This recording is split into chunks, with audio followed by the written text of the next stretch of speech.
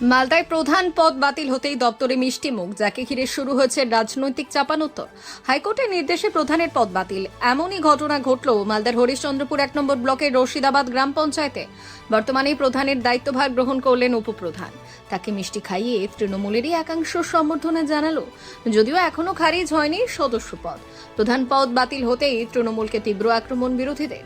শুধু প্রধান পদ বাতিল কেন, গ্রেপ্তার কেন নয়, প্রশ্ন বিরোধীদের। অন্যদিকে বাংলাদেশে যোগ রয়েছে, প্রয়োজনে সিবিআই তদন্ত হোক দাবি বিজেপির, সাফায় তৃণমূলের। শুরু হয়েছে রাজনৈতিক তরজা। মালদা জেলার হরিশ্চন্দ্রপুর 1 নম্বর ব্লকে তৃণমূল পরিচালিত রশিদাবাদ গ্রাম পঞ্চায়েতের প্রধান লাভলি খাতুনের প্রধান পদ বাতিল। প্রশাসনের নির্দেশে সেই জায়গায় দায়িত্ব নিলেন উপপ্রধান ইকরামুল হক। লাভলি খাতুন বিগত পঞ্চায়েত ভোটে কংগ্রেসের প্রতীকে প্রতিদ্বন্দ্বিতা করে জয়লাভ করেছিলেন। প্রধান আসন সংরক্ষিত থাকায় সুযোগ বুঝে তৃণমূলে যোগদান করে এবং প্রধান হয়ে যায়।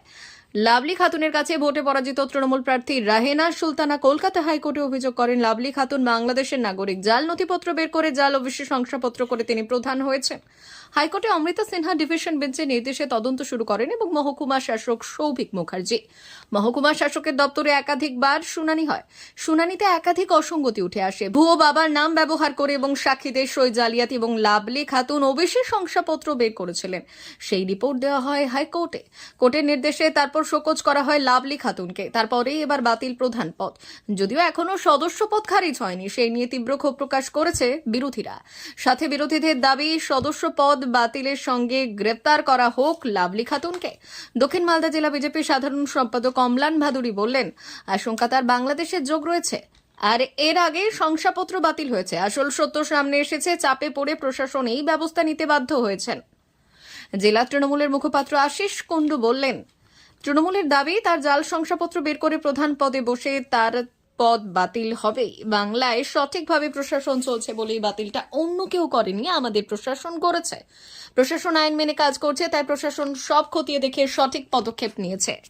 কেউ যদি নিজের পরিচয়কে সাপ্রেস করে, কোনো অ্যাডমিনিস্ট্রেশনকে মিসপ্লিট করে, ফলস সার্টিফিকেট দিয়ে কেউ কোনো পদে বসে, তো তার প্রধান বাতিল হবে। এটা তো ইনভেস্টিগেশনের একটা পার্ট।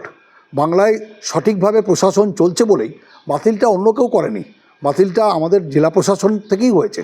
কাজেই প্রশাসন রুল অফ ল মেনে, অ্যাকর্ডিং টু ল যা করা উচিত সেটাই করেছে। কাজেই বাংলায় আমরা বারবার করে বলি, আইনের শাসন জারি আছে, এটা তারই একটা প্রমাণ। পঞ্চায়েতে আসলাম, চিঠিটা পেলাম, চিঠিটা পাওয়ার পর আমি দায়িত্বভার গ্রহণ করেছি। আচ্ছা, আমি কথা বলতে পারবো না, আইনের পথেই চলেছে। এই ব্যাপারে আমি কোনো কিছু বলতে পারবো না, সেটা প্রশাসনের দিক থেকে আইনত যেটা হয়েছে ওটাই। আপনি কি শুনেছিলেন? শুনেছি, লোকমুখে শুনেছি, ওটা তো সঠিক না।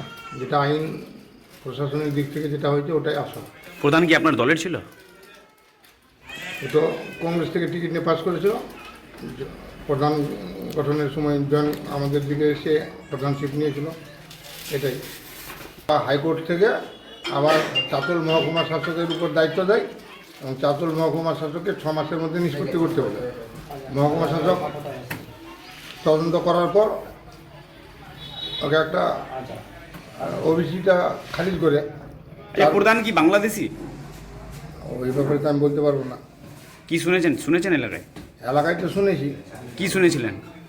ওর ওবিসিটা খারিজ হয়েছে বাংলাদেশি বলি। ওবিসি করতে গেলে যেটা কতগুলো জিনিসের দরকার, সেই জিনিসগুলো সত্য প্রমাণিত হয়নি বলে ওবিসিটা খারিজ হয়েছে। প্রশাসনের নির্দেশে দায়িত্বভার গ্রহণ করেছি। আমি উপপ্রধান ছিলাম, দায়িত্বভার গ্রহণ করলাম। কিসের দায়িত্ব নিলেন প্রধানের? প্রধানের দায়িত্ব নিলাম। ব্যুরো রিপোর্ট, উত্তরের প্রহরী।